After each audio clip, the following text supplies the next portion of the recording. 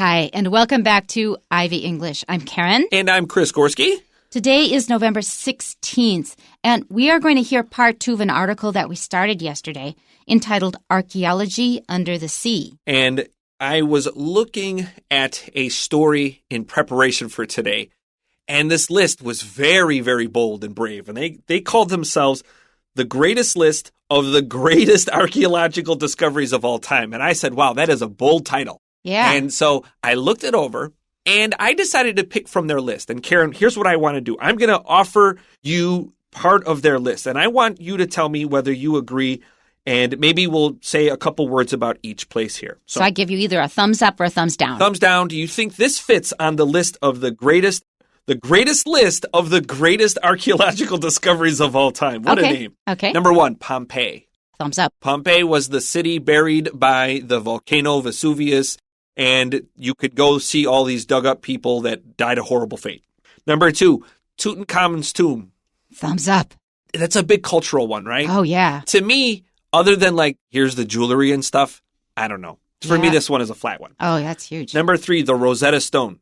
Thumbs up. I'm a linguist. The Rosetta Stone was a contract carved into stone that showed 3 languages. There were hieroglyphs. It was more than that. Was it only 3? Well, the chunk that we had. Okay. So there were hieroglyphs, there were Greek, and there was another Aramaic, language. I think it was. I think it was Aramaic. And this was how we were able to decipher the hieroglyphs. Hieroglyphs. Without this, we would not understand what was written on the pyramids or anywhere in Egypt. So for me, that's way at the top. I agree. As a linguist. This one is like Pompeii and Rosetta Stone. Yeah. Next one, the tomb of Qingshi Huangdi. Big thumbs up. That was the only one from Asia. I couldn't believe that. This was such a Western-focused list. Do you want to hear something crazy? Please. I think about him almost every day. In what way? I know. When I said you're going to think I'm crazy, and then you thought, I can't believe that it would be that big, but then he looked at me like I was crazy. I think about him almost every day. In what way?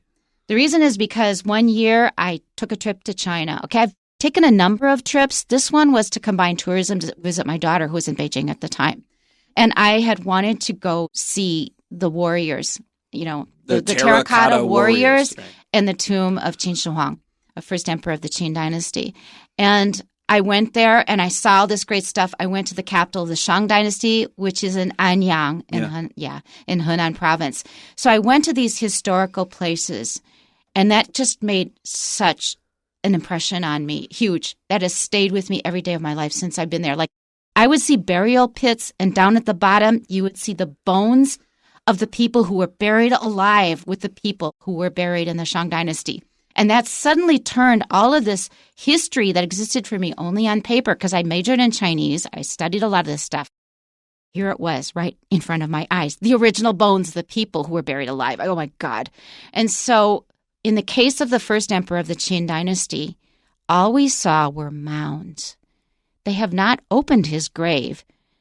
This guy was so powerful. I mean, we think of really awful modern despots who really ruin a country and they completely dominate and they attack all this. We think of people who are terrible dictators. He not only managed to do that while he was alive, he is still controlling things now, over 1,000 years later, because they cannot open the grave. It's too dangerous. The streets are covered with mercury.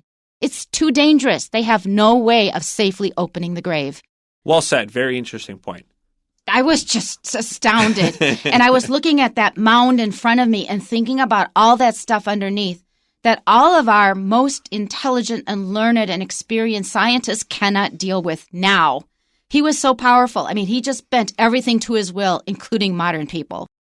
Well said. I agree. This is one on the list, and I thought it was very unfair that this was the only one of Asian archaeological history that made it on this list. If they're going to pick one, they picked a good one. I agree with that. Next one, King Richard III's grave. Yeah. I agree. I mean, he was written about in Shakespeare. They called him a hunchback. He was a bad guy, but he really wasn't all that bad. But I do like the story in which they found him. They were going to build a mall, and they were required by law to do an archaeological dig. And oopsie, look what we found, King Richard III, which at least is a good story. To tell you the truth, I may have read Shakespeare's play, but I don't know much about him. I don't remember much about him. He's vilified, and a lot of it is because of politics, not necessarily because he was really a bad guy. Okay. So anyway, Let's continue. The Dead Sea Scrolls. Yes. That's a great one. The Dead Sea Scrolls were these old scrolls that give us a vision of the early parts of the Jewish Bible as they were being constructed. Now, as I understand, some people say they're fake. Is that true? So my understanding is some of them are real, some have been faked, some may not been originally as old as they were. It's a complicated history for obvious reasons. However, as you say, whatever period they're from, it's from an earlier period, so we can learn something about an earlier period. Even old fake stuff is still interesting in to some degree. Yes, so thumbs up. Okay, 2 more. The Cave of Altamira, that was the Spanish cave discovered in 1880. These were basically the first windows into prehistoric people using art, which at the time people thought basically ancient people were just unga-bunga like monkeys. Those are basically caveman paintings. That's right. And it's not just Spain, that France has a lot of them. And I was going to make a special trip to France just to visit those. I just wanted to see those. A lot of them have been closed because they're being damaged by tourism, by light, by changes in atmosphere and temperature and humidity. So what they have done is, in a lot of cases, they've constructed replicas. So they will take tourists in to see the replicas. I would go even for that. I agree. So thumbs up. Okay, and last one, the Moai statues of Easter Island. Yes. Okay, now, final question. Good list or bad list? Good.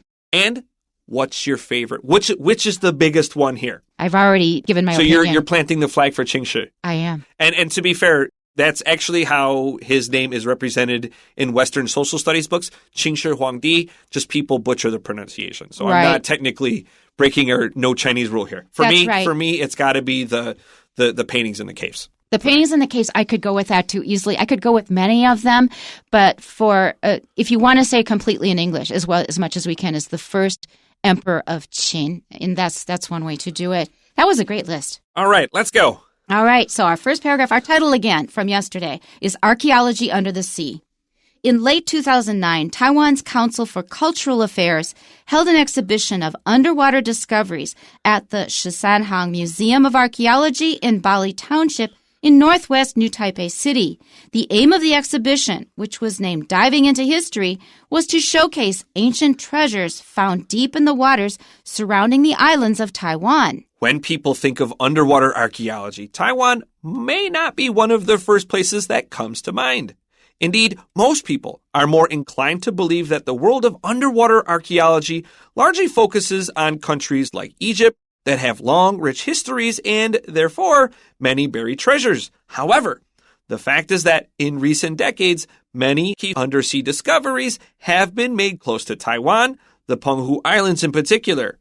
In 1976, the first attempt at such a discovery was made when local authorities instructed a Penghu native named Steve Xie to dive deep into the ocean to search for the remains of an ancient city which many believed lay down there. After several unsuccessful expeditions to find any such remains, finally in 1982, Xie located an underwater structure. This location later turned out to be the crucial first step in the eventual recovery of the hidden city. However, in spite of such key findings, the development of Taiwan's underwater archaeology was still very much in its infancy compared with that of such countries as France, Japan, and the United States. Thus, the idea of the Diving into History exhibit was to introduce international audiences to the rich history hidden in Taiwan's waters. Now, yesterday, I got really excited when reading about the discovery of Alexandria's lighthouse. That was just so amazing to me. You know, any wonder of the ancient world, proving that they're real and then actually finding it is amazing. This paragraph struck me in the same way. I thought, oh my gosh, that's so exciting. And you really learn about when you discover these things off the ocean, you will often find the day-to-day things that make a person's life real. It's not just like a famous person or one famous thing. It is the thing that people lived and did with their daily lives. You get one shot at life, and this is how they spent it. And these little day-to-day items have a lot more value than we often give them. Exactly. And it's not stuff in a dusty museum. You see that they lived their lives using some different objects, but they were just like us doing the same things. You find their toilets. How did they go to the bathroom? I know we kind of don't usually talk about it because it's not pleasant, but you see their day-to-day life. And incredibly vital. You can, with those things, you can peer literally into their bodies. What was their body composition by looking through their toilets? Yeah, and what was in the toilets. That's right. That's right. So all of this is really exciting stuff. I get the same kind of feeling when I read old literature. Because when, like, for example, ancient Chinese, I read some old Chinese literature, classical Chinese, every morning pretty much. And I get the same feeling once you've figured out the language, because the language is a barrier. You don't understand. But once you've understood it, it's just like modern people speaking about their everyday issues. Oh, I've got this itch. I don't know what to do. Yeah. And having that feeling, you are suddenly connected to all of humanity, including all these people who died hundreds, thousands of years ago. And that, to me, is so exciting. All right, let's go back to the beginning. Our title, Archaeology Under the Sea. Keep that in mind. That's our topic.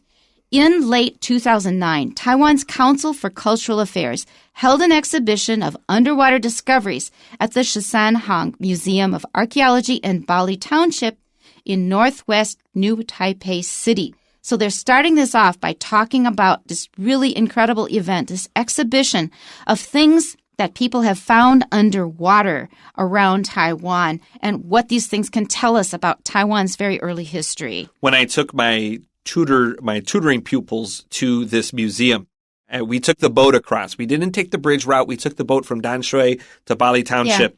Yeah. And I was so excited to show these kids this museum. But at the same time, like right at the beach at the landing spot, they were having like a sandcastle competition.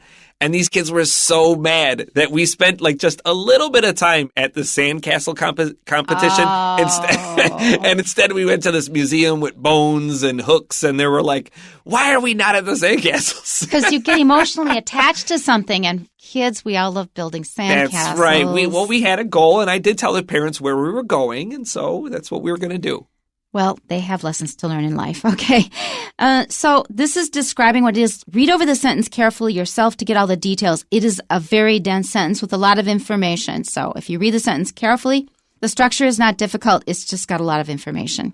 The aim of the exhibition, which was named Diving into History, was to showcase ancient treasures found deep in the waters surrounding the islands of Taiwan. And here I'm already getting excited because I went to Turtle Island. And it was just such a fun time. And they were talking about these underwater discoveries while I was on the island. I thought, oh my gosh, we're doing that lesson in Ivy. Yeah. And so when you think about it, things that will tell you more about your own life, your own environment, I think it's really exciting for any of us who live here. Diving into History is a very clever title, I think, of the exhibition. Very appropriate. That's right. Dive means to jump into water, but to dive into something can also be a metaphor.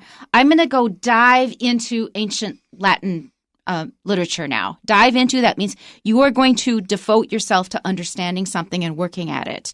All right, so people here are finding things deep in the waters surrounding, that means around, the islands of Taiwan, and there are quite a few of them.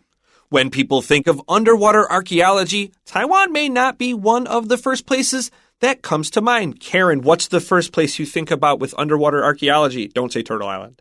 No, I think of sunken ships. Oh, okay. I was thinking Atlantis. Now, Atlantis, very briefly, was this... People think today it was like a city that like fell into the ocean. When Plato first described it in 360 BCE, that's about 2,300 years ago, it was described as a continent bigger than Libya and Africa together. That's how it was described, which I like that way that's described. Yeah, since Libya is in Africa. And so it was like an entire continent, a huge chunk of the world that disappeared. That is pretty exciting. But when I think of underwater archaeology, the first thing I think of is all these sunken ships. You know, the Titanic, even a recent one or a much earlier one, and they're finding all of these gold pieces and all kinds of like pottery and things or porcelain that people used. I think that's pretty exciting. That's what I think of.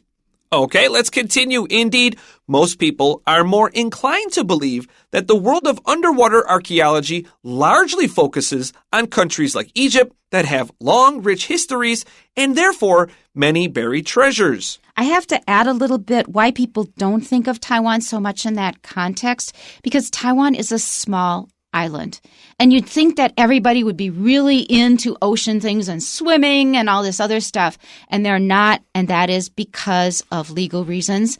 People were not allowed to go to many of the beaches. So it's a historical reason for Taiwan. There's already a lot of really famous archaeology. There's already a lot of famous history sitting in places like Egypt, in Rome, in Greece. So yeah, I understand this inclination, this reason for thinking about this is like the main place for underwater archaeology. I don't think it's unreasonable.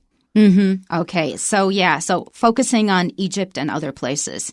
Okay. Let's continue. However, the fact is that in recent decades, many key undersea discoveries have been made close to Taiwan, the Penghu Islands in particular. So that is really getting me interested. So Penghu Islands, I've been there, and I think of exciting things, that they have found there. I want to know more. When I had first moved to Taiwan, I was thinking about where else I wanted to travel in the world.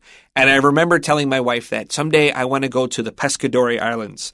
Or Pescadores. Pescadores, and I wanted to find them. And so I took out, I went on the internet and looked up where they were found. Oh, it's Penghu. Yeah, I didn't know that's what it is. When I was a kid, I didn't know those were the same place because I grew up with them being called the Pescadores. So, yeah, and then Penghu's right there. Okay, that's convenient.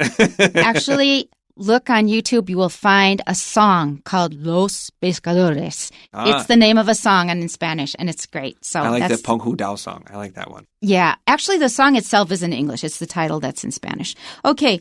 Next paragraph. In 1976, the first attempt at such a discovery was made when local authorities instructed a Penghu native named Steve Xie to dive deep into the ocean to search for the remains of an ancient city, which many believed lay down there. And now you've really got my interest.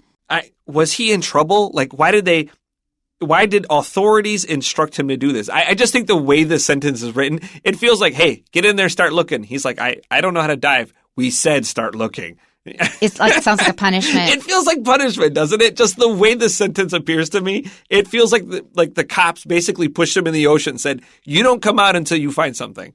There must be a background to this. There's Absolutely. Probably a reason. Look it up yourselves. Okay. Next sentence. After several unsuccessful expeditions to find any such remains, finally in 1982, Xie located an underwater structure. Boy, that is a really lucky year. Let me tell you, he had been searching and swimming for 6 straight years there, and then I was born. Congratulations. I knew that's what it was leading up to. I knew it. Okay, I could tell from the tone in your voice. Okay, so they looked and looked and looked, and a lot of people might have given up, but they stuck with it, and then they finally found something. This location later turned out to be the crucial first step in the eventual recovery of the hidden city. Now, an expedition from our last sentence, that's also known as a trek, a T-R-E-K. Expeditions, treks are journeys with a purpose. You're especially looking for, maybe you're exploring for something, maybe during a war. And often it's in the mountains or across a desert. That's right. These aren't like easy walking paths. Now, if you're an underwater archaeologist and you want to get a head start, Hawaii is a great place to check because in about 80 million years, they will be underwater. So if you start now, you could make some really great discoveries. Hawaii is a wonderful place anyway. I lived there for a year, so I'm all for that one. Let's continue on to our final paragraph. However, in spite of such key findings, the development of Taiwan's underwater archaeology was still very much in its infancy compared with that of such countries as France, Japan, and the United States. This sentence hits me in a lot of different ways. So first of all, make sure you learn the idiom in its infancy. And very much, we can also add an intensifier, very much in its infancy. Try to say that one fast. I can't do it. Very much in its infancy. That means it's just starting. It's just way at the beginning of the work that they are doing. Okay, so even though, they've got some great findings, it says that the development has just started. That means we have a lot more to do. If you compare it to other countries, and when I get to this part of the sentence, I think, yeah, same old story. The West is ahead, and then Japan is ahead, and here we are. But never mind, at least we've started. I will say, though, when I was preparing for this story, I noticed that Taiwan's name came up a lot. It's It's not that Taiwan has an especially large number of discoveries, but the discoveries made have been all significant. There are important things that are dug up that are not found in other places, which helps make Taiwan stand out and be unique. And that's really important because I think a lot of countries, when they try to catch up with the West, with America or whatever, they do a lot of the same things because that's what's given America power and people notice America and admire it and so forth. But the things that really matter in the end are things you have that other people don't have. And I found that with Facebook posts. If I'm just posting something other people posted about, But if I post something unusual, like a rope bridge that we crossed when we went to Taiping Shan, wow, a lot of people are commenting on that because it's so unique. It's so different. All right, so our last sentence here. Thus, the idea of the Diving into History exhibit was to introduce international audiences to the rich history hidden in Taiwan's waters, which of course attracted my attention because I went there as soon as I could. Okay, I haven't because I hadn't known about it. I missed that news item, but I think I will definitely try to get there. And I hope we've inspired a lot of you to do the same thing as well. We have 4 quick questions for you. Number 1. Marvin is a professional archaeologist. Which of the following is most likely what he said according to the passage? A. Until now, no one has found underwater structures near the deep waters of Egypt. No. Letter B. Like that in the U.S., the development of underwater archaeology in Taiwan is still very new. No. C. If you're interested in technical scuba diving, you can explore the ruins of the Lighthouse of Alexandria in France. Wow. Has it really gone that far? It kind of floated away. I don't know. No, that's near Egypt, so that's not the right answer. Letter D. Conducting archaeological research underwater is a tough process. It is quite impossible for someone new to diving to do it. So the article made it very clear. In order to do this kind of work, you must be a very experienced and knowledgeable diver. So that is the correct answer. Number 2, according to the passage, which of the following statements is true? A. Scuba is a much more cutting-edge technology than LiDAR. No, scuba is much earlier. LiDAR is new. B. In ancient times, Egypt was the only country to bury treasures underwater. That's ridiculous. Not true. Any country, a lot of things ended up underwater. C? Underwater archaeology has developed considerably because of simultaneous technological advancements. We can also say simultaneous. Both are fine. And the word that they used was concurrent. Things that developed in parallel at about the same time. And that is the correct answer. But we have one more wrong answer to look at. Letter D. Underwater searches can be conducted in any kind of weather. No. Weather is pretty important. If you have bad weather, you should not do underwater searches. Number 3. What was the purpose of the Diving into History exhibition? A. To teach people about Taiwanese folk arts. We're not talking about folk arts. We're talking about really old history. No. Letter B. To present old, valuable items found at sea around Taiwan. That's a good answer. That is the answer, letter B. Letter C. To introduce Taiwan's ocean wildlife to people around the world. No, it's not so much about ocean wildlife. We're looking for stuff that was never alive. At least in many cases, it was never alive. It's artifacts. Letter D. To instruct people how to dive in deep water off the coast of Taiwan. No, it's not a diving course. So the answer is B. Number 4, what can we learn from the passage about Steve Xie? Our first possibility is A. Local authorities tried to prevent Steve Xie from going on an underwater search. No, that's not correct because the local authorities wanted him to do it. They specifically asked him, maybe by force. Yeah, like Chris was saying, they ordered him, go on that search. So that's exactly wrong. B. Steve Xie is a Taipei native.